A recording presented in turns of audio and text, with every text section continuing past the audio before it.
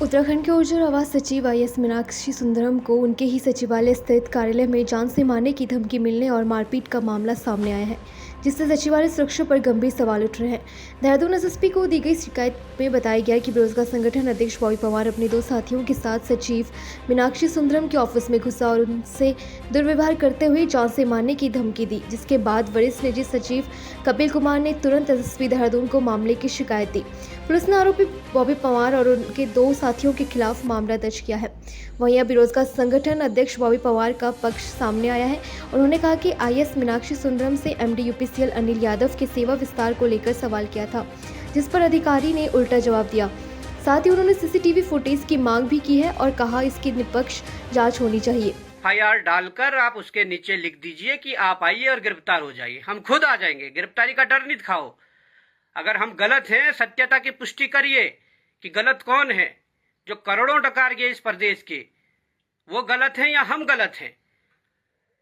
हमने पूर्व में इस पे प्रेस कॉन्फ्रेंस की थी कि इस अधिकारी का सेवा विस्तार नहीं होना चाहिए। मामला संज्ञान में था, मामले को गंभीरता से लेना चाहिए था। उसके बाद जब बिना सेवा विस्तार के लेटर के जब पोर्टलों में खबरें चलने लगी, उसके बाद हमने फिर अल्टीमेटम दिया। मेरी प्रोफाइल पर 25 अक्टूबर को की गई एक पोस्ट पे आप जा सकते हैं। उस पोस्ट में देख सकते हैं, हमने स्पष्ट शब्दों में लिखा था कि भ्रष्ट अधिकारियों का सेवा विस्तार बिल्कुल भी मान्य नहीं होगा, उसे नहीं सहा जाएगा। और अगर सेवा विस्तार होता है तो सेवा विस्तार देने वाले अधिकारी के खिलाफ मोर्चा खोला जाएगा। सेवा विस्तार करने वाला या अनिल कुमार यादव जैसे भ्रष्ट अधिकारी को संरक्षण जैसे अधिकारी के खिलाफ मोर्चा खोला जाएगा। और अगर सेवा विस्तार करोगे तो उसके बाद हमने कहा था कि तुम सेवा विस्तार करो, हम अपना काम करेंगे, और हम अपना काम कर रहे हैं। आप जिस प्रकार के आरोप लगाने आप लगाइए। जिस प्रकार की अभद्रता एक आईएएस पद पर बैठकर जिस प्रकार की चीजें ये कहने लगे, इनका कहना है कि पहले तमाम प्रकार के जो अधिकारी हैं इसमें एमडी में, उनका भी तो सेवा विस्तार हुआ है। क्या इस परिपाटी को बनाओगे? क्या इस परिपाटी को चलाओगे? हमने जब कहा है कि रिटायरमेंट के बाद किसी का भी सेवा विस्तार नहीं होना चाहिए, इससे पीछे के जो हमारे और नौकरशाह है और जो अधिकारी हैं, जो काबिल अधिकारी हैं, उनका हक माना जाता है। इसमें साफ तौर पर यह देखा गया है कि कहीं ना कहीं इसमें मोटी लेन देन हुई है। इसमें कहीं ना कहीं मुझे लगता है कि जिस प्रकार की चीजें हैं, जिस प्रकार से विभागीय जो मंत्री हैं खुद मुख्यमंत्री हैं, और इतना बड़ा एक ऐसा अधिकारी जिस पे भ्रष्टाचार के गंभीर आरोप है, उसे सेवा विस्तार दे रहे हैं। और जिस अधिकारी ने सेवा विस्तार का लेटर लिखा, जिस अधिकारी ने उस पर हस्ताक्षर किए, हमने अगर उससे सवाल कर लिए, हमने अगर उससे ये कह दिया कि ये कैसे हुआ, तो हम कहीं ना कहीं हम दंगई हो गए, हम कहीं ना कहीं माफिया हो गए। और ये कहते हैं कि तुम कौन होते हो पूछने वाले, कौन होते हो लेटर लेने वाले, आरटीआई से लो। इस प्रदेश में तो 1,20,00,000 की जनसंख्या है।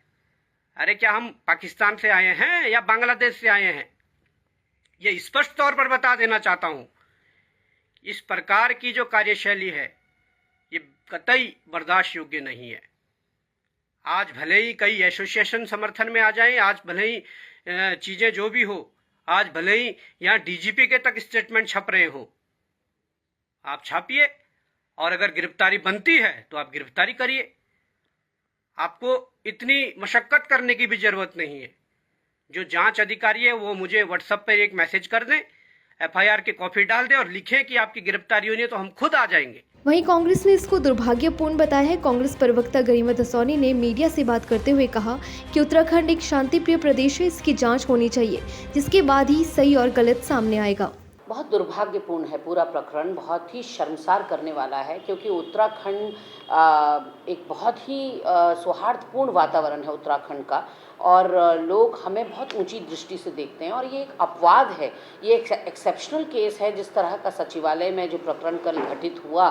लेकिन हाँ, अब क्योंकि पुलिस प्रशासन के पास ये केस चला गया है, तो ये पड़ताल का विषय है कि इसमें सही कौन है और गलत कौन, और अभद्रता यदि हुई तो किस लिमिट तक अभद्रता हुई है।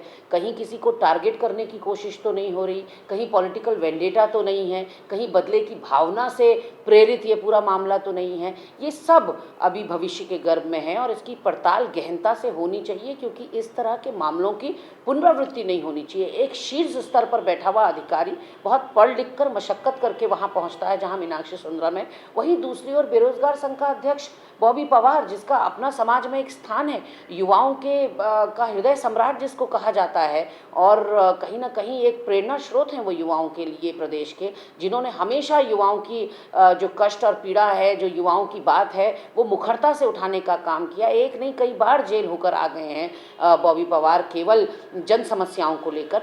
तो ऐसे में पड़ताल के बाद ही ये कहा जा सकता है, क्योंकि हम तो प्रत्यक्षदर्शी हैं नहीं, इसलिए ये देखने वाली बात होगी कि कुछ ठोस निकल कर आए, कहीं खोदा पहाड़ और निकली चुईया ना हो। डाउनलोड करें देवभूमि इंसाइडर।